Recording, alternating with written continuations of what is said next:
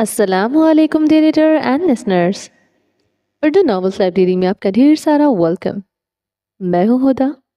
ज़महरीर bye अमारा हुसैन की episode number 30 है। अगर आपने अभी तक मेरे इस चैनल को सब्सक्राइब नहीं किया तो जल्दी से भी सब्सक्राइब कर दें, लाइक एंड शेयर करें और अपनी राय कमेंट बॉक्स में लास्ट में दें। तो चलिए स्टार्ट करते हैं। मॉस्टर। शहर मॉस्टर का आसमान साफ था। परिंदों की एक टोली होटल ग्रैंड के गिर्द तवाफ कर रही थी। होटल ग्रैंड की दूसरी मंजिल पर दाऊद सुल्तान के स्वीट के ऑपरेटिव रूम में तारक, जोसेफ और डैनियल अपने अपने कामों में मगन थे। जब तारक अपने किसी काम से उठा और कमरे से बाहर आया, बाहर लिविंग रूम में सफाई हो चुकी थी। कुछ देर पहले रूम सर्विसेज ने आकर सफाई की थी। इसने इन्हें बंद कमरे को भी खुलवाने का कहा था, जो उसे याद था कि इन्हें बंद ही मिला था। इनके मुताबिक वो स्वीट का सबसे लग्जरियस रूम था। कमरे के दरवाजे की जानिब बढ़ा और डोर नॉब पर हाथ रखकर इसे घुमाया। वो बदस्तूर लॉक्ड था। इसके माथे पर बल पड़ गए। वो स्वीट के दरवाजे के करीब वॉल पर लगे इंटरकॉम की जानिब बढ़ा और होटल मैनेजमेंट को कॉल की। मैंने आपको रूम खुलवाने का कहा था, अभी तक खोला नहीं आपने। हमने पूरा स्वीट बुक किया है, आप ये रूम क्यों नहीं खुलवा रहे? उकताहट भरे लहजे में कहते इसने निगाह गैर इरादी तौर पर इंटरकॉम के करीब एक जगह को अंदर धंसने वाली पैनल पर पड़ी। गोया किसी ने जोर से कुछ मारा हो इस जगह। वो कुछ उलझन का शिकार हुआ। फिर इंटरकॉम के रिसीवर से उभरती आवाज ने इसे मतवज्जो किया।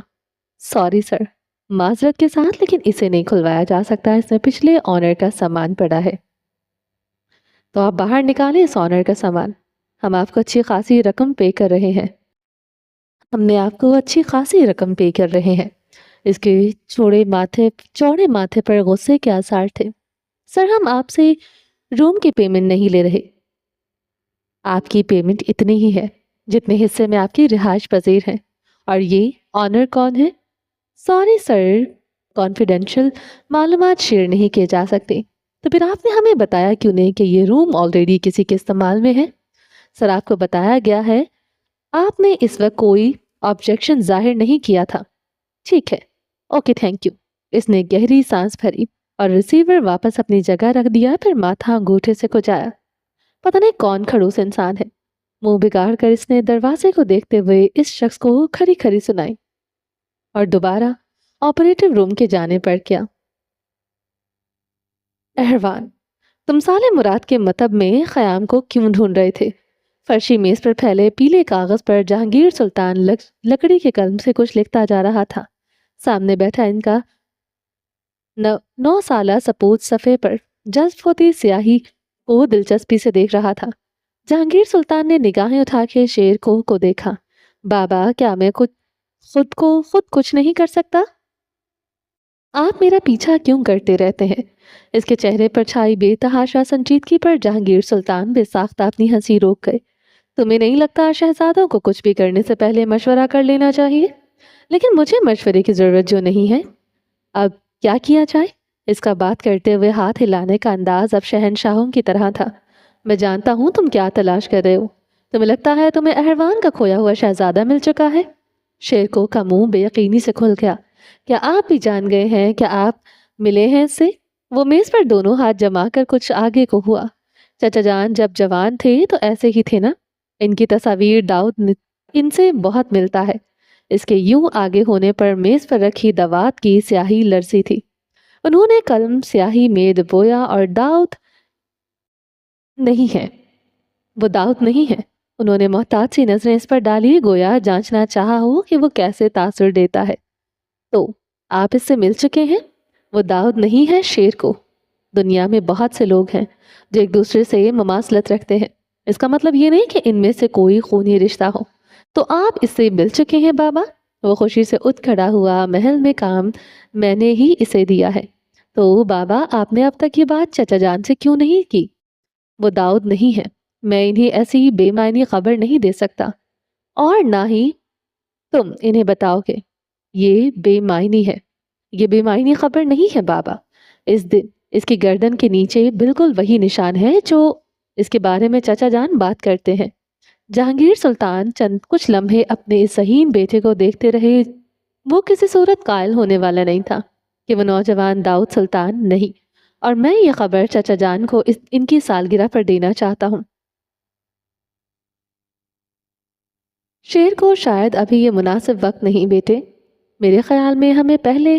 بابا میں معافی چاہتا ہوں، لیکن میں یہ بات سالگرہ کے دن چچا جان کو بتاؤں گا، آپ مجھے روکیے مت۔ آپ جانتے ہیں چچا جان آپ سے کتنا ناراض ہو سکتے ہیں اگر انہیں پتا چلا کہ آپ یہ بات جانتے ہوئے بھی چھپا گئے ہیں۔ 9 سالہ اس بچے کا سرخ و سفید چہرہ روحانسا ہوا تھا۔ تم نے دیکھا، اس نے شاہی زندگی نہیں گزاری، اسے شہنشاہ اپنی ذمہ داری سونپیں گے تو سلطنت خطرے میں آ سکتی ہے۔ وہ اسے معصوم ذہن کو پرکھنا چاہتے تھے۔ بابا مجھے آپ سے ایک اجازت چاہیے۔ اس نے ان کی بات سراسر نظر انداز کی۔ اب وہ میز کے اوپر دونوں ہاتھ ٹکائے ہوئے تھا۔ پہلے میری بات کا جواب دو، اگر اسے تخت سونپا جائے یہ غلط نہیں ہوگا؟ پتہ نہیں بابا، وہ ان کے سوال پر اکتاسا گیا تھا۔ میں اسے بتانا چاہتا ہوں کہ وہ ایک شہزادہ ہے۔ میں اسے نگار خانے جہاں شاہی خاندان کی تصاویر ہوتی ہیں لے کر جانا چاہتا ہوں، اسے تصاویر دکھانا چاہتا ہوں۔ بابا کیا میں ایسا کر سکتا ہوں؟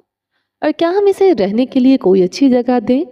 وہ اجسار میں رہ رہا ہے، سالے مراد کے گھر، جہاں داؤد کی بدبو ہوتی ہوگی۔ جہانگیر سلطان کچھ مایوسی سے اپنے بیٹے کو دیکھے گئے، پھر قلم ایک طرف رکھ دیا۔ اب وہ مزید کام نہیں کر سکتے تھے۔ پھر انہوں نے گہری سانس لی اور دائیں جانب کمرے سے جڑی بالکنی کو دیکھا۔ وہ کچھ سوچ میں پڑ گئے۔ شاید یہ ٹھیک تھا اگر وہ شیر کو اسے محل میں لے آنے دیتے۔ وہ کھنکارے، ٹھیک ہے تم اسے لے کر آ سکتے ہو۔ شیر کو خوشی سے اچھلا، اس کے ریشمی سیاہ بال لہرائے۔ پھر جہانگیر سلطان کا ہاتھ چوم کر ماتھے سے لگایا اور دروازے کی جانب دوڑ لگائی۔ اس کے پشت کو دیکھتے جہانگیر سلطان کی مسکراتی نگاہوں کی کیفیت بدلی۔ ہاتھ توڑی پر رکھتے اور داڑھی میں ہاتھ پھیرتے کئی سوچیں ایک ساتھ ان کے ذہن پر سوار ہوئی۔ کیا وہ اپنی حقیقت سے بالکل بے خبر تھا؟ کیا وہ اس محل میں کسی منصوبے کے تحت نہیں آیا تھا؟ اس کی آنکھوں کے سامنے اس کا چہرہ گھوم گیا۔ ایسا نہیں ہو سکتا تھا کہ وہ کچھ جانتا ہو۔ اگر وہ چیزوں کا سراغ لگانا جانتا تھا تو وہ اپنی حقیقت کے بارے میں بھی کسی حد تک باخبر ضرور تھا، اور یہ مان ہی نہیں سکتے تھے کہ وہ وہاں یوں ہی آیا تھا محض کام کے سلسلے میں۔ لیکن ایک چیز انہیں سب سے زیادہ بے چین کر رہی تھی، اس کی باتوں سے ذہانت پھوٹی تھی اور لہجہ اور حرکات میں باغیانہ پن تھا۔ یہ چیز مستقبل میں ان کے لیے خطرناک ثابت ہو سکتی تھی۔ وہ گہرے مغمے میں پڑ چکے تھے۔ سحرسار یہ شام کا وقت تھا۔ وہ آلیانہ کے کمرے میں کھڑی تھی۔ اسے ابھی کچھ دیر پہلے ہی ایک ملازمہ نے خبر دی کہ اسے وہاں بلایا جا رہا ہے۔ وہ پہلے ہی اس بلاوے سے ڈر رہی تھی۔ اس کا بھیجا گیا خط اسے یقین تھا وہ کسی کام کا نہیں رہا ہوگا، حالانکہ اس نے پورا دماغ لگا کر اسے لکھا تھا۔ اس نے پہلے 2-3 خطوط لکھنے کی مشق کی تھی، پھر یہ آخری خط لکھا اور اس پر وہ کچھ مطمئن ہو گئی تھی۔ اس کا دل کسی پتے کی مانند لرز رہا تھا۔ نظریں آلیانہ کے سنجیدہ چہرے پر تھی۔ بہت بڑی بڑی باتیں کر رہی تھی تم۔ اس کے دل نے ایک کروٹ لی، گردنیں ابھرتی گلٹی کو نگلتے اس نے لب پریشانی سے عالم میں دبائے۔ آلیانہ سہج سہج کر قدم رکھتی اس کے قریب آئی۔ لیکن وہ بڑی باتیں سچ ثابت کر ڈالیں تم نے۔ سنجیدہ چہرہ یکدم گہری مسکراہٹ میں ڈھل گیا۔ وہ کچھ لمحے نہ سمجھی اور بے یقینی کی کیفیت میں خالی نظروں سے اسے دیکھے گئی۔ حامد نے اتنا ہی قرض لینے پر حامی بھر لی ہے جتنا اس کا بنتا تھا۔ وہ مزید پیسے نہیں لے گا، نہ ہی کسی قسم کی ہماری نازک معلومات پھیلائے گا۔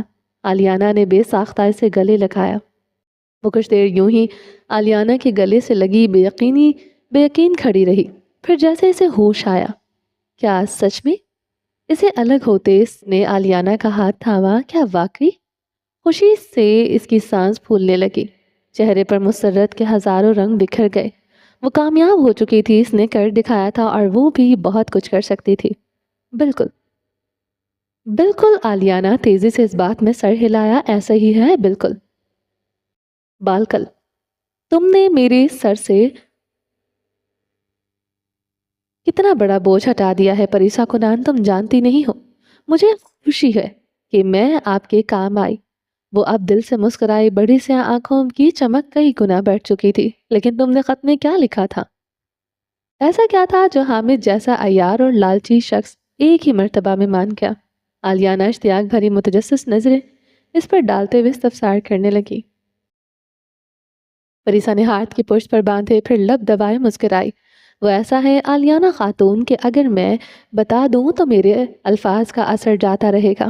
آپ بس مجھ پر اسی طرح بھروسہ رکھیں جیسے اس دفعہ کیا، اسی میں آپ کا فائدہ ہوگا۔ آلیانہ اس کے انداز پر یکدم ہنس پڑی۔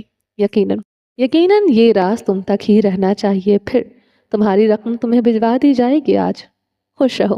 اس کا گال تھپ تھپا کر وہ میز کی جانب بڑھ گئی اور وہ ان سے اجازت لے کر باہر آ گئی۔ اف، وہ کتنی خوش تھی۔ بچوں کی طرح اچھلتے اس نے دونوں ہاتھوں میں چہرہ چھپایا، پھر وہیں زینوں پر کھڑے کھڑے سرائے کے احاطے پر لالی کو ڈھونڈتی متلاشی نظریں ڈالی۔ جب اس کی نظریں اسی کبڑے پر پڑی جو بہت سی میزوں میں سے ایک پر اکیلا بیٹھا، پریسا کی مسکراہٹ سمٹ گئی۔ کبڑا میز پر رکھی کتاب میں کچھ لکھ رہا تھا۔ اس کے ذہن میں پچھلی رات کا منظر گھوم گیا۔ اس نے ایک جھرجھری لی اور اپنی پوشاک اٹھائے زینے سے اترنے لگی۔ کمرے میں آ کر الف اور لالی کو اس نے آلیانہ کی ساری گفتگو لفظ با لفظ بتائے۔ الف نے فرط با جذبات سے اسے گلے لگایا۔ میں جانتی تھی تم یہ کر لو گی۔ اس کے چہرے کو ہاتھوں کے پیالے میں لیے الف کی آنکھوں میں نمی امید آئی تھی۔ لالی کے چہرے سے خوشی چھلک رہی تھی۔ تم نے کیسے کیا یہ پریسا؟ وہ کچھ حیرت اور کچھ خوشی کے عالم میں بولی تھی۔ اور اس بازار والی خاتون کا کیا؟ اب تم وہاں جانا چاہو گی یا نہیں؟ ہاں، میں نے یوں ہی تو حامی نہیں بھری تھی۔ میں اپنی بات سے مکر نہیں سکتی۔ ویسے بھی میرے لکھنے کا مقصد صرف خطوط لکھنے تک محدود نہیں۔ مجھے رہنے کے لیے چھت چاہیے اور یہاں ضرورت ہے تبھی لکھ رہی ہوں۔ اپنے صندوق کے قریب آ کر وہ نیچے زمین پر پنجوں کے بل بیٹھی۔ کھڑکی سے آتی دن کی روشنی اندر کمرے کو روشن کر رہی تھی۔ کمرے کے بستر نفاست سے درست کیے گئے تھے۔ صحیح، میں نیچے ہوں، پھر میں بھی چلوں گی ساتھ۔ لالی نے بستر پر رکھی طے شدہ سفید چادریں اٹھائیں۔ الف نے مسکرا کے لالی کو دیکھا۔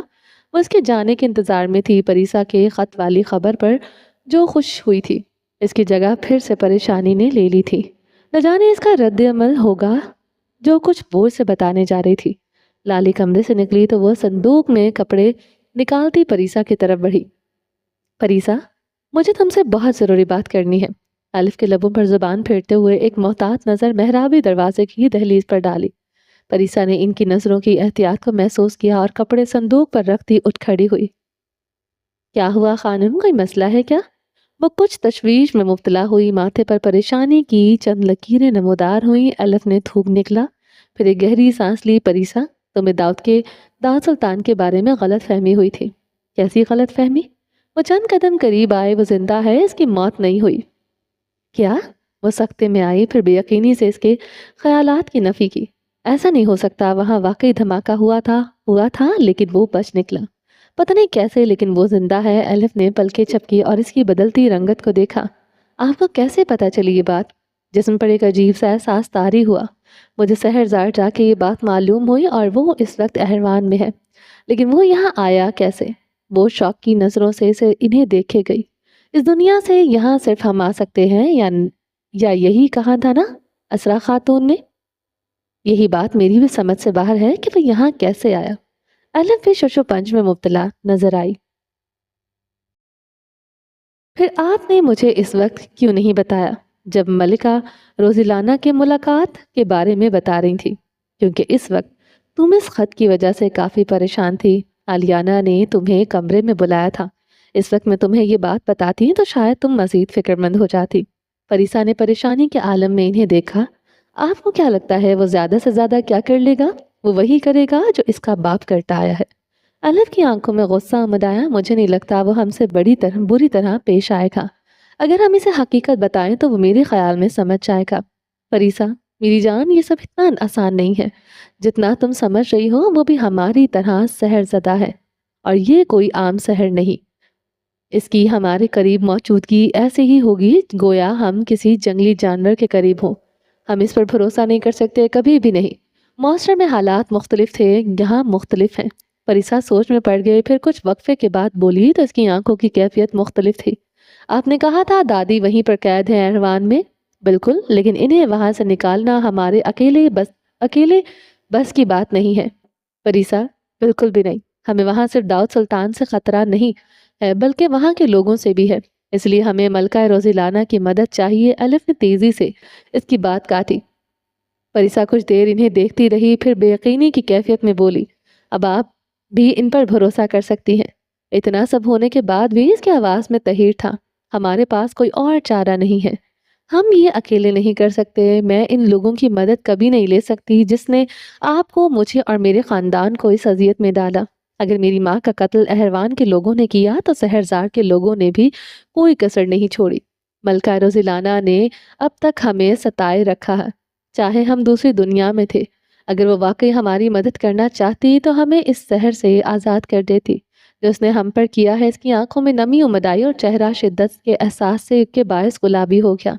मैं दीदा का कमरा नहीं भूल सकती, इसके लब कब-कबाए। मैं ये नहीं भूल सकती कि इनको कितनी तकलीफ पहुंचाई गई। आप इस चुड़ैल पर भरोसा करके बहुत गलत कर रही हैं एलिफ खानम। आंखें आंसुओं से भर गई थी। परिसा, हम ये अकेले नहीं कर सकते। एलिफ बेबसी से इसका बाजू पकड़कर बोली। परिसा ने अपना बाजू छुड़वाया। मलका रोज़िलाना पर भरोसा भी नहीं कर सकते। मुझे हर हाल में अपनी दादी को ढूंढना है। मैं जानती हूँ इनके पास कोई हल होगा। मैं मज़ीद नुकसान नहीं उठा सकती। मेरे लिए फ़िलहाल आपके अलावा कोई भरोसामंद नहीं। एलिफ ने तेज़ी से सर झुकाया और लकड़ी के फर्श को देखने लगी। अंदर ही अंदर नदामत के गहरे एहसास ने करवट ली। इसने पेशानी को यूं ही बिला ज़रूरत खुजाया और एक गहरी सांस ली, गोया अंदर बढ़ते बोझ को बाहर निकालना चाहा हो। एलिफ खानम, आप इन पर भरोसा नहीं करेंगी। वो हमें अपने मुफाद के लिए इस्तेमाल कर सकते हैं, हमारी मदद कभी नहीं कर सकते। हमें जहन में यही मकसद लेकर सब कुछ करना है कि सब कुछ पुरअमन तरीके से ठीक करेंगे। अगर इंतकाम का जज्बा लेकर साजिशें बनाएंगे तो मामलात मजीद बिगड़ सकते हैं। इनके चेहरे पर नजरें जमाए वो बोली।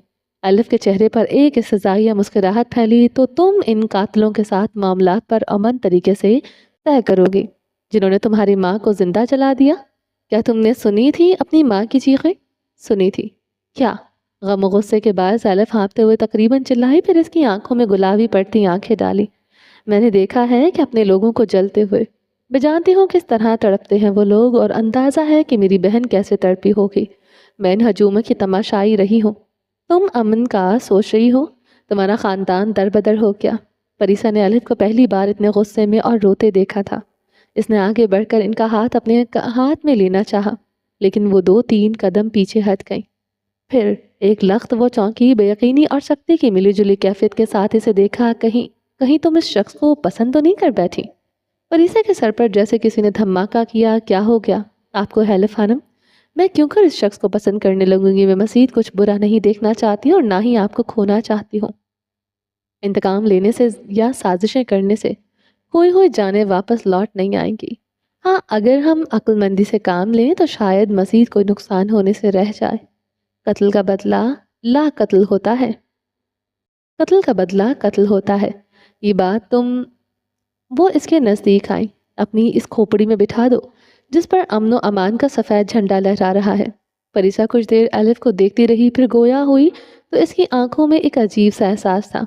तो फिर दीदा का क्या, जिन्हें अरसून ने कत्ल किया है? जब आप खुद इनसे मदद मांग रही हैं तो दीदा का बदला कैसे लेंगी? क्या दुश्मनों से एहसान लेते हैं?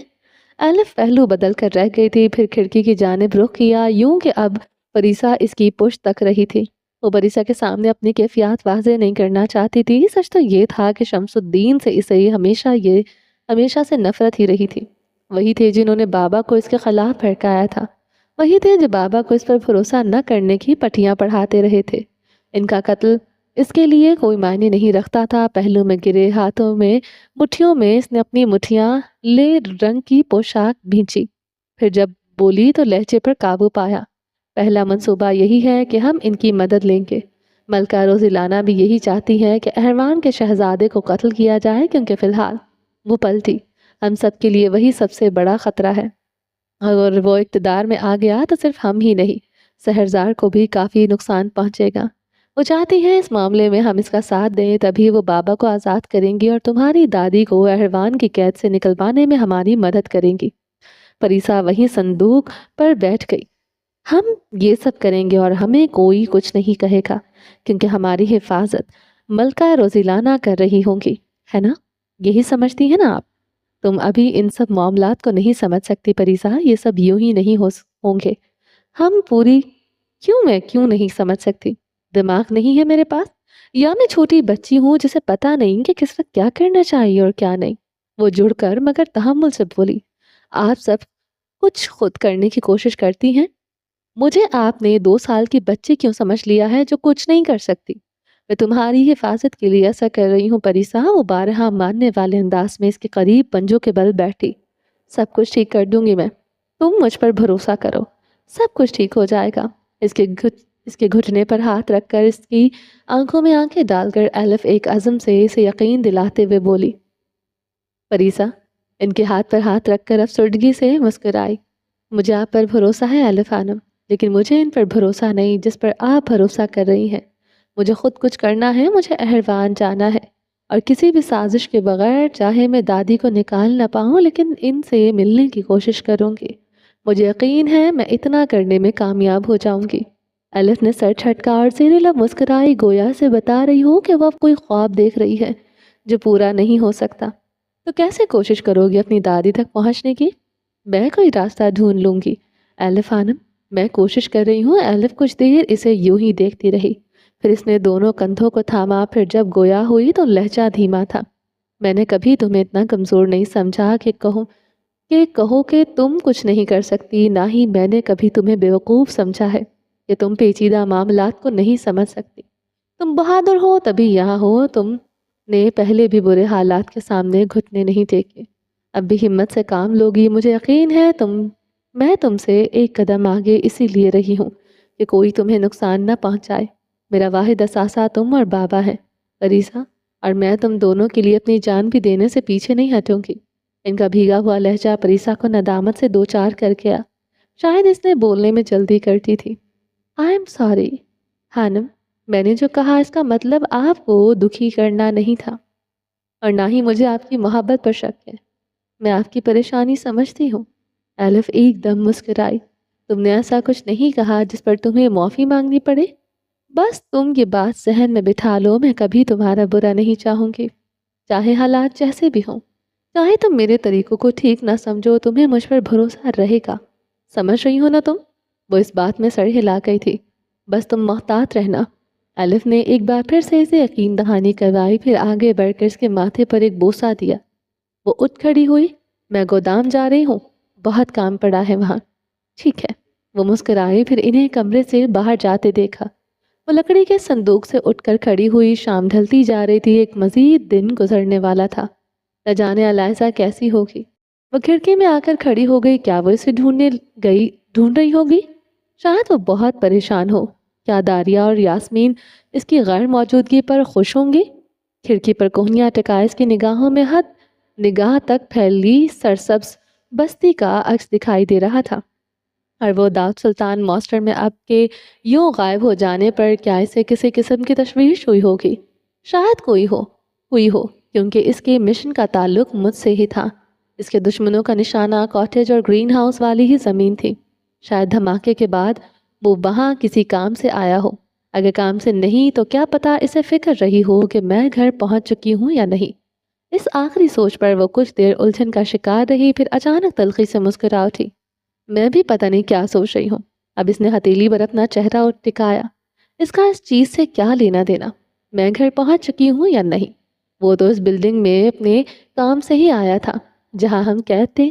وہ اپنی احمقانہ سوچ پر ہنس پڑی۔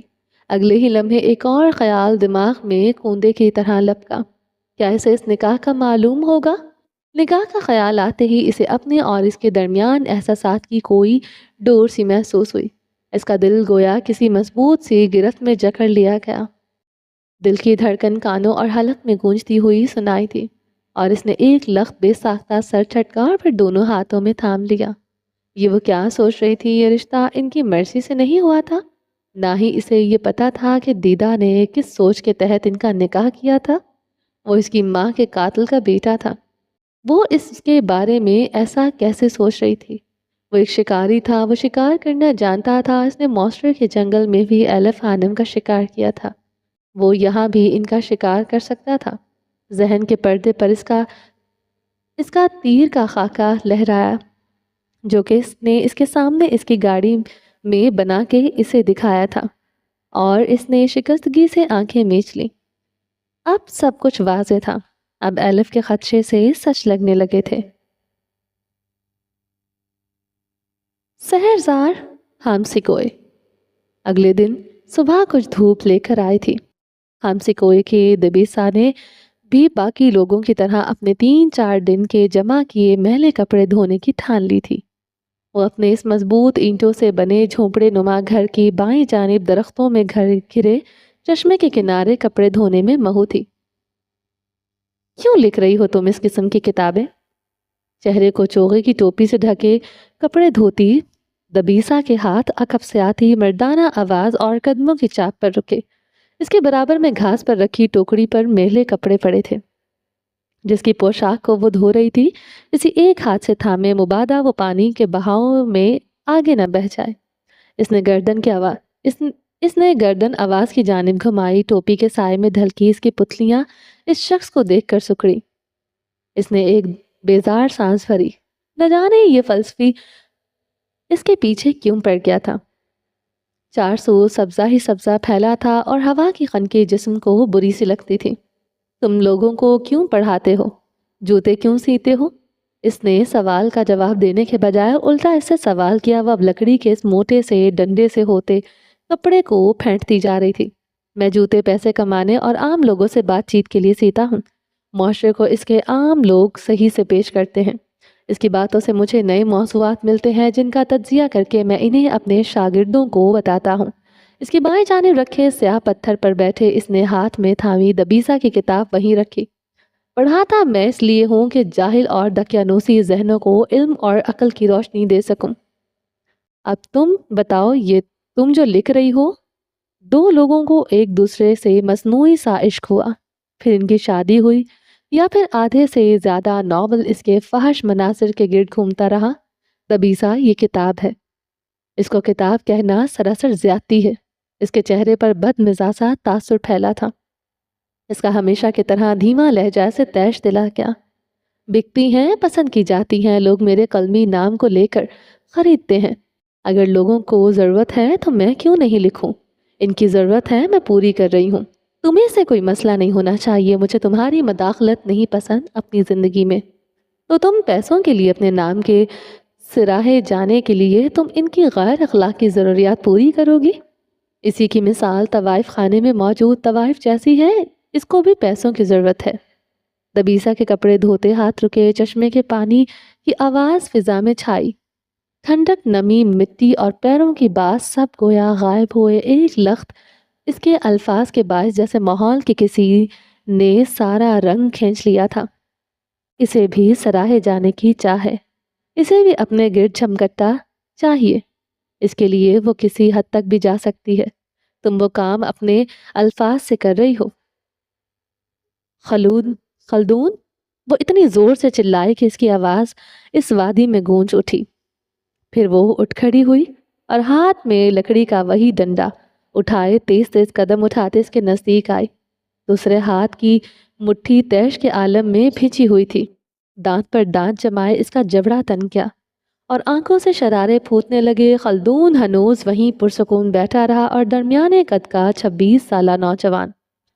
اس کے سیاہ بال گھنگریالے تھے، گردن تک آتے ہوئے، چہرے کے خد و خال معمولی اور رنگت گندمی مائل صاف تھی جو سورج کی نرم بے چان کرنوں تلے چمک رہی تھی۔ دبیسا کو دیکھتی ذہین آنکھوں میں فکر مند سا احساس تھا۔ تمہیں شرم آنی چاہیے، تم مجھے کن عورتوں سے ملا رہے ہو؟ ہوا اسے اس کی چوغی کی ٹوپی پیچھے الٹ گئی۔ تمہیں تمہارے علم نے بڑوں کا احترام نہیں سکھایا؟ کیا تمہیں اپنی اور میری عمر کے مابین فاصلے کا احترام نہیں؟ تو میری بات پھر سے نظر انداز کر گئی۔ وہ اسے دیکھتے ہوئے بولا۔ دبیسا کے دائیں رخسار پر سیاہ بڑا سا دھبا تھا، اتنا کہ اس نے اس کے آدھے سے زائد رخسار اور کان کے پیچھے والے حصے کو گھیر رکھا تھا۔ اس کی رنگت غیر معمولی سفید تھی، بھویں اور پلکوں کے بال بھی جلد کے ہم رنگ۔ وہ دھبا اس کی رنگت کے باعث مزید واضح دکھائی دیتا تھا۔ بچے اسے بدصورت چڑیل کہتے تھے، تبھی وہ چہرے کو ڈھکے رکھتی تھی، کیونکہ نشان اور اس کی غیر معمولی رنگت لوگوں کو اس کی جانب گردن موڑنے پر مجبور کر دیتی تھی۔ وہ جو چاہتے ہیں کیا انہیں وہی چیز دے کر تمہاری طرف سے بطور کاتب اور ان کی طرف سے بطور قاری کیا کچھ بہتر ہو رہا ہے؟ کیا کوئی مقصد پورا ہو رہا ہے؟ ہر شے کسی مقصد کے تحت نہیں لکھی جاتی۔ انسان کو کچھ دیر کے لیے اس دنیا سے اس کے لوگوں اور مسائل سے رہائی چاہیے ہوتی ہے۔ میری کتابیں انہیں کچھ وقت کے لیے رہائی دیتی ہیں، انہیں محبت کی داستانوں میں کھونے کا موقع دیتی ہیں، کیونکہ ہر شخص کے اندر اپنی کھوئی ہوئی محبت کا احساس ہوتا ہے، جن کتابوں میں پورا ہوتا ہوا محسوس ہوتا ہے۔ کیا تم نے کبھی محبت کی ہے دبیسا؟ وہ کرنوں کے باعث سنہری دکھتی اس کی رنگت کو دیکھنے لگا۔ دبیسا اس کے سوال پر سکتے میں آئی۔ اسے سوال کی توقع نہیں تھی، اس کے گیلے ہاتھ سرد ہوا کے باعث برف ہو رہے تھے۔ محبت؟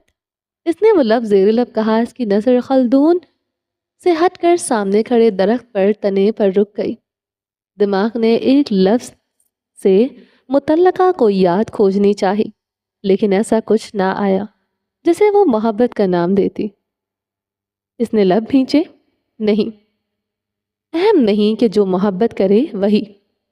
جب تم نے محبت کی ہی نہیں ہے تو تمہیں کیسے معلوم کہ جو تم لکھ رہی ہو وہی محبت ہے؟